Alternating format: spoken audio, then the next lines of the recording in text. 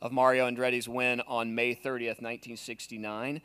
And we have chosen this year, along with Mario and his family, to celebrate that 50th anniversary as we lead into the month of May. So we're here today to talk a little bit about how we're going to do that. A lot of great things to get our fans involved, a lot of great things that are going to take place here at the Indianapolis Motor Speedway.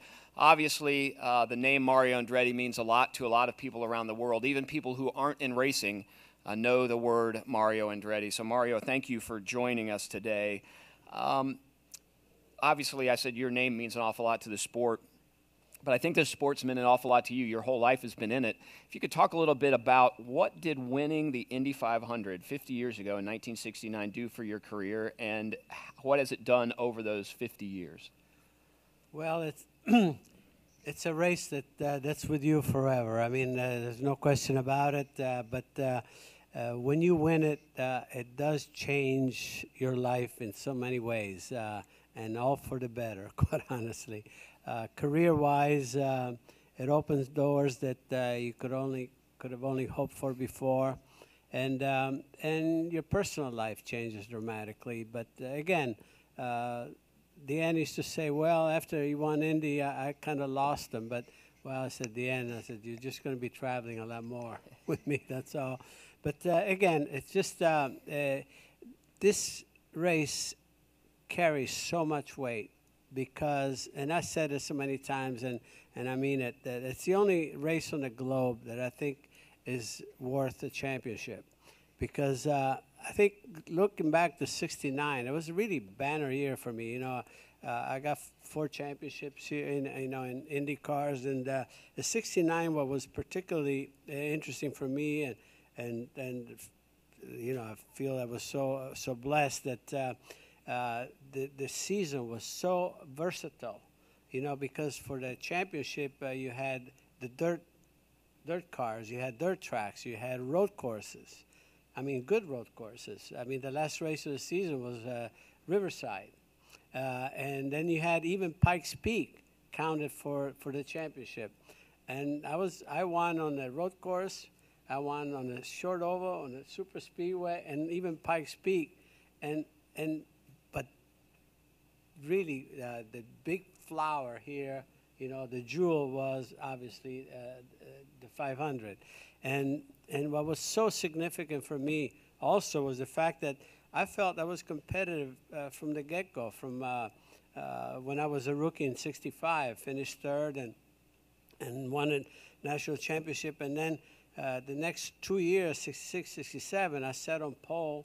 And I think I probably could have won those races. Quite honestly, I felt the car. I mean, I had really barn burner at the time, and then, but it didn't finish '66, '67, or '68. So the next race that I finished from my rookie year was '69, and of all people that was on the team that I was able to win it for, not just for myself, but for Andy Granatelli. And I tell you. In my opinion, nobody deserved that victory more than he did because of what he meant to the Speedway. To him, you know, the book says, you know, they call me Mr. 500, but the bottom line is, you know, his innovative spirit, you know, with the Novis, and then, of course, you know, the jet cars, and he was always trying to think outside the box, and we came here in '69 with the state-of-the-art, the 4-wheel drive Lotus, but not, you know, with the jet engine. We had the new Ford engine, and again, we were breaking records in practice. You know, I was really happy with the car, but soon we found out how fragile the car was, and I said, "Oh boy, here we go again." And you know, I think the first weekend was rained out. So there was we're going on to the second weekend, and on a Thursday, a wheel snapped right off, coming off of turn 4, and, you know, I almost killed myself on that one, and so destroyed the car, and then Colin Chapman decided to pull all 3 of the cars out of the race, so we had the spare car that we did not intend to race, the Bronner Hawk. The good thing about that Bronner Hawk is that the last race just before here, which was Hanford, we won. You know, so But there was some other issues with it. So bottom line is, we practiced, we put on the front row, and okay, keep going, keep your chin up, buddy, keep going. We were really treading toward adversity on this one, and in the race I had overheating like you can't believe it. And what was interesting is that I had because it was really hot in the cockpit, because we had to put an extra radiator right behind my seat, and because we didn't qualify that way, so we had to hide it. And so Clint Bronner put a big bottle of Gatorade in the cockpit with me so I could suck it up, and about, I don't know, 20 laps into the race, I was already really hot. And all of a sudden, I see this swirl in the cockpit, and I said, oh, no. I said, it's good. It must have a radiator leak or something, And I thought, but the engine was singing, was still going, and we kept going and going, and the car, we were up in the front most of the race. We led more than half of it, and again, crossing that finish line, it was just the greatest moment of my life. It was just amazing. Just like the 900-pound gorilla was lifted off my shoulders, and I figure from here on, I think it's going to be easy. We'll put a half a dozen together. But this turned out to be the one, and I'm so grateful for what you guys, the Speedway, is doing. It almost seems like 100 years ago or yesterday. It's just amazing. But the memories are vivid, no question about it. And again, just looking back, I just feel just blessed I've been. And now we got like a skin in the game with the kids, having fun with it. And it just gives me every reason to be here every year. And like the first year, we just always look forward coming here with the same energy and the same desire. Your career is impressive. Obviously, the win here at the Speedway, a Formula One championship, 4 IndyCar championships. You won Daytona 500, 24 hours at Daytona, 12 hours at Sebring, countless races in other places. The one thing that I think most of us have been impressed with is what you've done over the last 10 years to help promote the IndyCar series. You have been as vocal about what a great sport it is. You talked a minute ago about the diversity of the championship when you ran. The diversity is the same today, really, minus the dirt cars, right? But you have the same kind of diversity. Can you talk a little bit about a lot of drivers win their races and retire their career and fade off in the sunset. You have been more active as a spokesperson for the IndyCar series and what a great series it is, maybe than anybody. And maybe talk a little bit about what you see in the series today and why it's so exciting. Well, first of all, I just love the series. I know what it's done for me, but also loving the sport, period. I know the value of it. And again, the value they're always put into that is, and it's probably not talked about enough, is the versatility, how complete a champion needs to be in this series. And I tell you, in the world of specializing today, this is the only series at the top level that can make that claim of versatility. So it's got that extreme value because, I mean, you go from here, you go to, to St. Louis or some of the mile track, then you go on a street course, and you go on a natural road course, and again, another super speedway. So as far as the season, I mean, it's daunting, but it's got more satisfaction than you could ever imagine from a driver's standpoint, and that's tremendous value. So again, I have just a deep love for this series, the sport, and I'd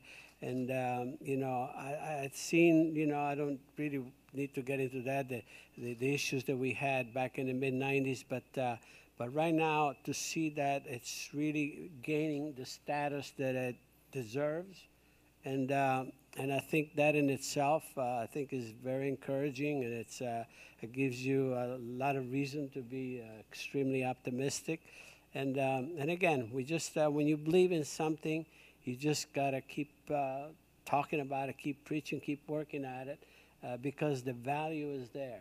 Just like, the thing that I enjoy so much, besides even the two-seater, besides driving, of course, I'm just crazy about that, but it's how valuable that is to to showcase our sport, because it's such a non-participant sport, and yet, to media, especially, that they're the ones that write about the sport. I think, and fans that have been following us. Oh, this is what it's like. They just you could see that there's a whole new energy coming away from the people, and you feel like you're cultivating it like one by one. Like, if I get a dozen people a day or whatever, I mean, I think we got a dozen more that we'll always remember, and we go for it. So you got to be tireless, about doing it, and it's never enough season for trying to promote the series. So, and again, it's just what we love. Well, on behalf of everybody at the Indianapolis Motor Speedway and the promoters on the IndyCar Series, we appreciate all that you're doing to do that. We get to do something pretty fun right now. We're going to unveil a logo that's been designed really to help us celebrate Mario's 50th anniversary this year. It's a logo that you will see on the program of the Indianapolis 500 this year. You're going to see it on merchandise. It's really a way that we can celebrate alongside you and the fans who have invested so much of their passion in the sport in watching you and your family and what you've given to the sport. So if you don't mind, we're going to have you go up, and I'm going to have Mark Miles, the Holman & Company CEO, who's donned in his Robin Miller prepared Mario Andretti sweatshirt. To have you guys unveil this logo that we're going to use to celebrate Mario here for the 50th. So when you guys are ready, Mark, if you can undo that piece of tape, and then Mario, just pull that over towards you.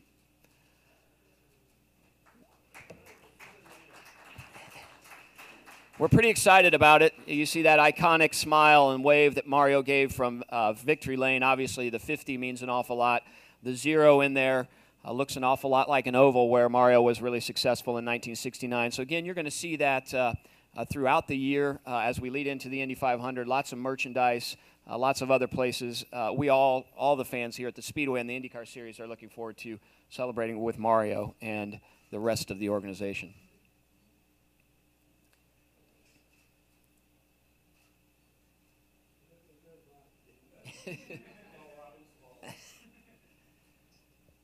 All right, so Mario, if you want to come back up here, we've got a couple more things, and then we'll take some questions. A couple other exciting things that we'll be talking about later this year or this spring.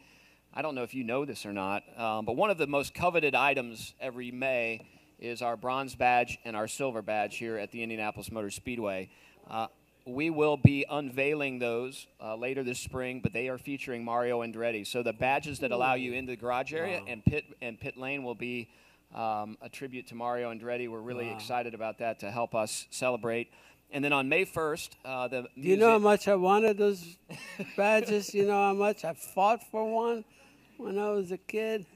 And now you're going to see them everywhere in May, which we're excited about. And the foundation, the Indianapolis Motor Speedway Museum, beginning May 1st, is going to have an unbelievable exhibit to celebrate your career here, not just at the Indianapolis 500, but in racing altogether. So we're looking forward to that unveiling in May and carrying on through the summer. We've done that for some of our iconic figures over the last few years, but I have a feeling that there will be none quite like the Mario and Andretti exhibit. So maybe a closing comment before we take any questions. If you could rewind to 1965, May 1st, coming to your first Indianapolis 500 as a rookie, and you could tell yourself at that point in time how your career was going to be, would you believe it?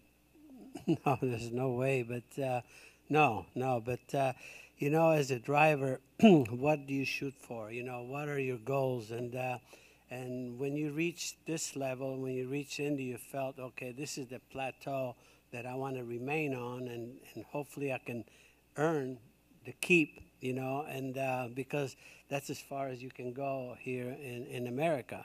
And so that in itself, I think just be able to have the opportunity to race here, and as a rookie, a lot of things are just, obviously thrown at you for the first time.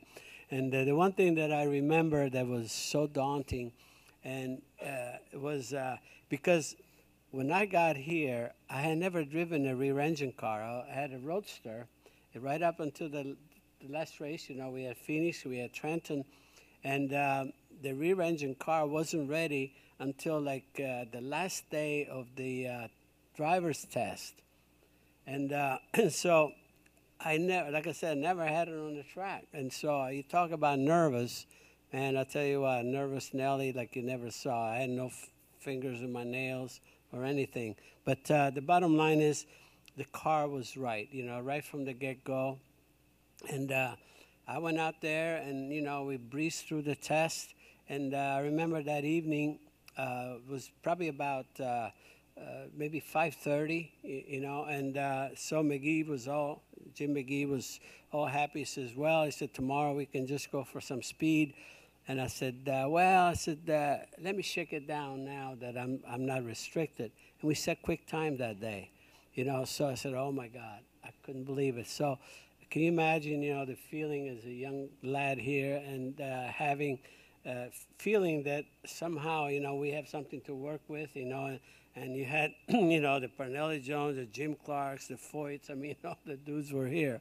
And I said, quick time that first day, and then, like I said, they played a conservative qualifying, but anyway, in the race, we just, we had some other, I'm not going to get into boring with the issues, but finished third, and and I felt, oh, what a wonderful thing. As a rookie, that's what you want, unless you can win, you want a Rookie of the Year, right? Because you only get that once.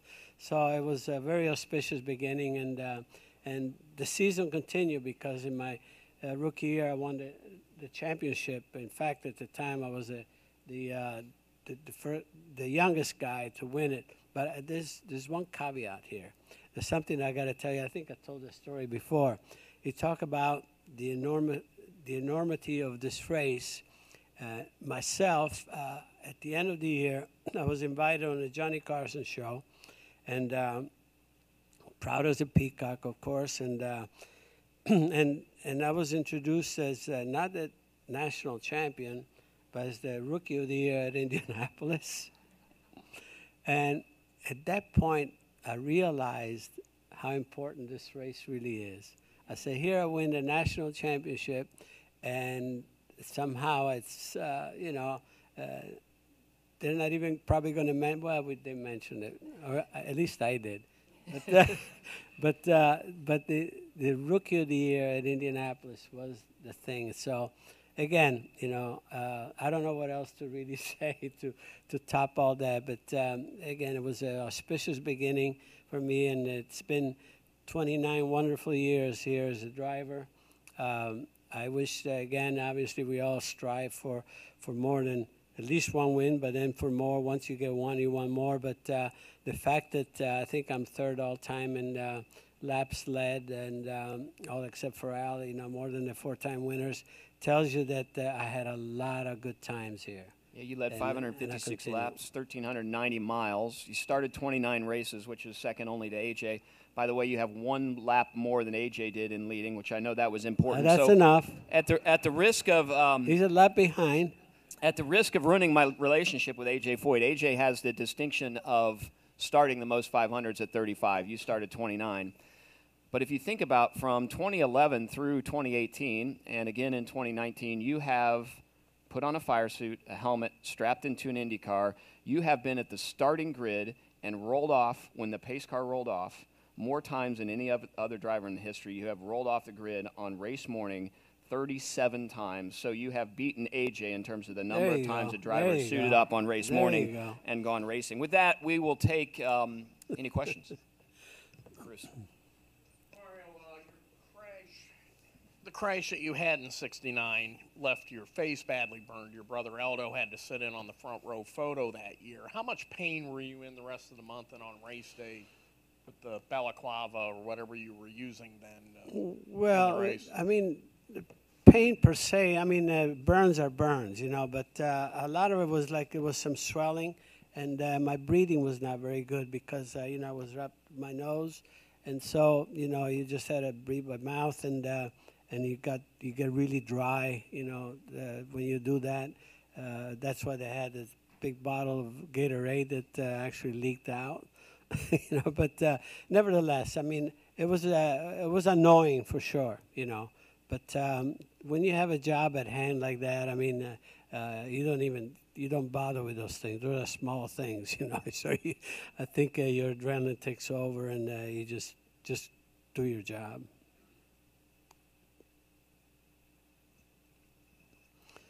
Mario, you've always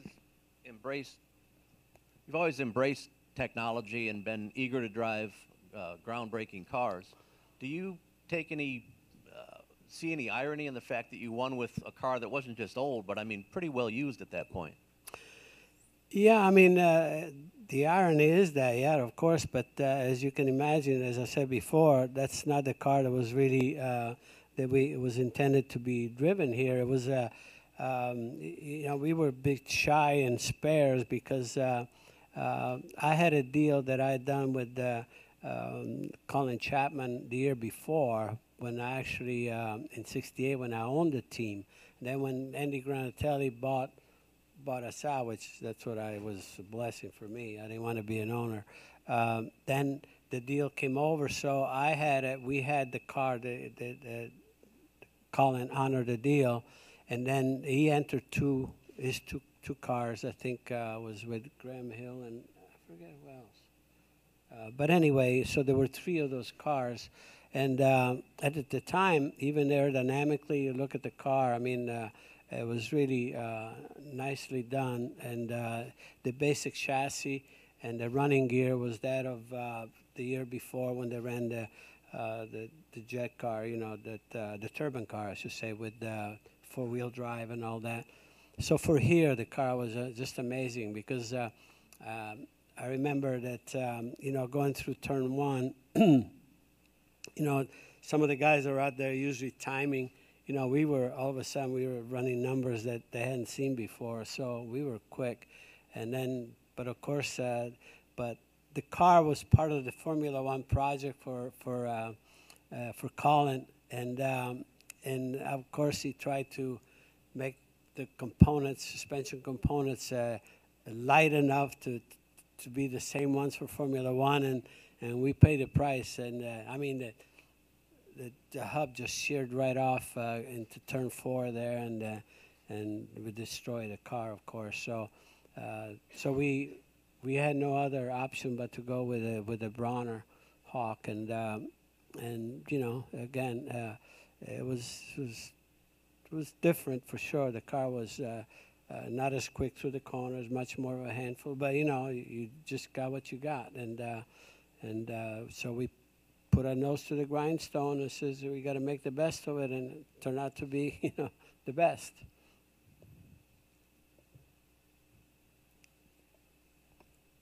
Mario, it's my understanding that John Andretti was having surgery today. I wouldn't know that you have any information on that yet, but just in general, how has John been doing, and your thoughts about him today? I'll tell you what, John is a real champion. You talk about inspiration for someone that is dealing with something as severe as that. I mean, his spirits are high and strong, and he's probably still undergoing the surgery because he went in around noon, and again, I don't have a report yet, but if anyone can pull through something like this, it's going to be him, you know, for many reasons. It's our prayers and it's everything that goes with it, but it's just believing and thinking positive, and he's like no other. I mean, always has a smile. I mean, we talk, I say, hey, how you doing? I'm doing fine, you know. How you doing? You know, that type of thing. It's he doesn't want anybody to feel sorry for him. He says, I'm fine, I'm good. So again, my heart goes out to him in every way. It's such a wonderful family, but he'll pull through. He'll pull through. We just feel very positive about it. Okay, I think we got one more. Yeah, Mario, you were a Formula One world champion. You were an IndyCar champion. How do you compare, in my mind, if you win the IndyCar series, as you pointed out, you are probably the best driver in the world. And I got to think that the drivers in this series now could rival anybody. There's nobody in their class. As you said, they run on a 3/4 mile track, and they run in a mile track at Gateway. They run a 2.5 mile here, and at Watkins Glen, that an IndyCar champion, it's got to be the best driver in the world. Well, that's a great compliment. Thank you. It's to me, it's just what I loved, and I used to get a kick out of going to the extremes, like going from Argentina to DuQuoin, Illinois, on the dirt. So it's just a type of thing. It's in '68, we're going to Monza, and we had to come back, qualify Friday, and come back here, race at the Hoosier 100, and go back on Sunday, type of thing. So. Again, just even to have those opportunities, quite honestly, I love all phases of our sport, and I was always curious too. It's not a matter of I know what I specialize in the sense, because I love the most, is the purest form of the sport, which is open wheel single seaters, which is Indy cars or Formula One. The rest of it is a derivative of something, but it's still, interesting in every possible way, and requires special skills. And for me to have the opportunity to drive for top teams and go to another discipline, it was an incredible satisfaction that I had. That I feel that I'm the luckiest man in the world to have had that opportunity. I think one thing I probably can say that be a long time before a world champion Formula One will have won the Hoosier 100. Well, Mario, thank you very much for spending time with us today. Thank you for all you've done for the Indianapolis Motor Speedway, for the sport of IndyCar racing, for the sport of motorsport. And thank you for letting us, along with all the fans of yours and of the Speedway and the IndyCar Series, celebrate your 50th anniversary this year with this great logo. We look forward to working with you over the next few months, and in 137 days, watching you lead the field off once again. Doug, I say thank you. Thank you all. I'm privileged. I feel privileged. Thank you.